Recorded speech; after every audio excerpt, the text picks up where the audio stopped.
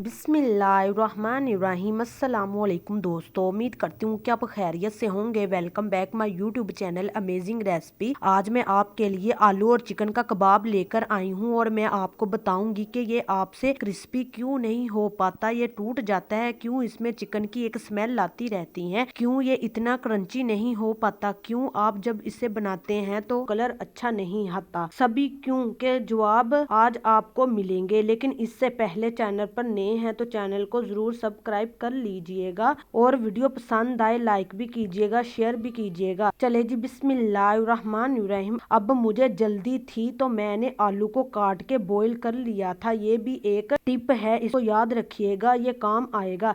इससे टेस्ट में कोई फर्क नहीं आता। 3 नॉर्मल साइज के आलू जो थे उनको मैंने बॉइल्ड आलू को मैंने ग्रेट कर लिया है। और इसके बाद ये है चिकन। ये मैंने तकरीबन 150 ग्राम चिकन लिया था जिसको बड़ी इलायची डालकर मैंने बॉइल्ड किया था। ठीक है, बड़ी इलायची 2 डाल लीजिएगा। इससे क्या होगा कि चिकन में से स्मेल नहीं आएगी। ठीक हो गया। चले जी, हमारे पास प्याज, एक छोटे साइज का मैंने प्याज लिया था ब्रीक चॉप्ड, और 2 हरी मिर्चें ब्रीक कटी हुई, और फिर है हमारे पास हरा धनिया तकरीबन 1 से 2 टेबल स्पून काफी होगा। अच्छी तरह से धोकर यूज करेंगे। नमक 1.5 टीस्पून जाएगा, आप टेस्ट के अकॉर्डिंग ऐड कर सकते हैं। और जो कुटी हुई लाल मिर्च है ये 1 टेबल स्पून जाएगी। इसमें ये है हमारे पास अगली चीज काली मिर्च 1/2 टीस्पून जाएगी। और ये है हमारे पास खुश्क धनिया पाउडर हमेशा की तरह 1 टेबल स्पून भर के। और ये है हल्दी 1/2 टीस्पून जाएगी। आखिर में जीरा 1/2 टीस्पून जीरे का पाउडर है ये। अब आपने क्या करना है, चिकन पाउडर ऐड कर देना है 1/2 टीस्पून। इससे टेस्ट बहुत ज्यादा बढ़ जाता है। इसको आप अपने किचन में जरूर रखा करें। अब आपने इन सब चीजों को अच्छे से मिक्स कर देना है। और अगर आपको लगे कि आपको कुछ भूल गए हैं तो आप इसमें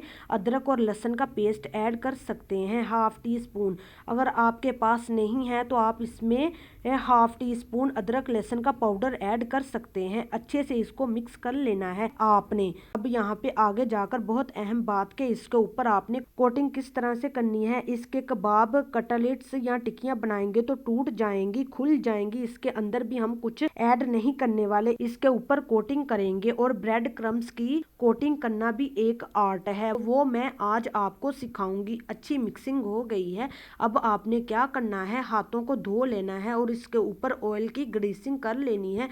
जिन हाथों से आपने बैटर को मिक्स करना है कभी भी उसी हाथों से आपने टिक्कियां नहीं बनाया करनी, वरना वो हाथों से चिपक जाती हैं। चले जी, गोल सा बोल बना लेंगे, उसको दबा देंगे। ये आपकी हर बात मानेगी और बहुत ही खूबसूरत एक टिक्की स्नैक्स बन जाएगी। यहाँ पर मैंने सभी कबाबों को बना लिया है। अब देखिएगा ध्यान से, बिस्मिल्लाहिर्रहमानिर्रहीम। अंडे को अच्छे से फेंट लिया है। दाएं हाथ से मैं अंडे में डिप कर रही हूँ इस टिक्की को। और बाद में अंडा जो एक्स्ट्रा था उसको अच्छे से उतार कर ब्रेड क्रम्स में रख के हाथ साइड पर कर लिया है। अब बाएं हाथ से आपने इसके ऊपर ब्रेड क्रम्स लगाना है। अगर दाएं हाथ से इस ब्रेड क्रम्स में ले जाएंगे तो वो गीले गीले हो जाएंगे, खराब हो जाएंगे और ड्राई नहीं रहेंगे। ठीक है, सो ये बात ही हाथों का इस्तेमाल कैसे करना है, इस तरह से मैं आपको एक और बनाकर दिखाती हूँ।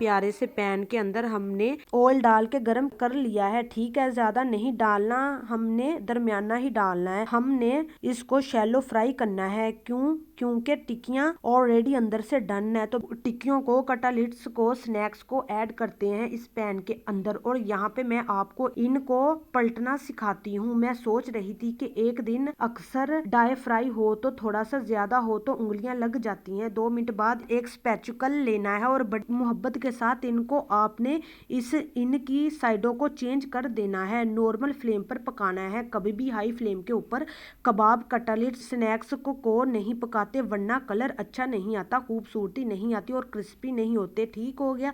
अच्छे से दोनों साइडों को हम क्रिस्पी कर लेंगे, रेड कलर कर लेंगे और करीब लाकर एक दफा अपने मुंह में पानी ले आते हैं और ये लीजिए तैयार है। तो माशाल्लाह अल्हम्दुलिल्लाह मेरे प्यारे प्यारे दोस्तों, आलू और चिकन का कबाब बिल्कुल तैयार है। देखिए कितना इसका खूबसूरत कलर आया है। मैं आपको तोड़कर दिखाती हूँ और मुझे बताइए ये अंदर से खूबसूरत है कि नहीं। अगर खूबसूरत है तो वीडियो को लाइक कीजिए, शेयर कीजिए, चैनल को सब्सक्राइब करना मत भूले। यहाँ हम मिलेंगे एक नई वीडियो के साथ, तब तक के लिए अल्लाह हाफिज।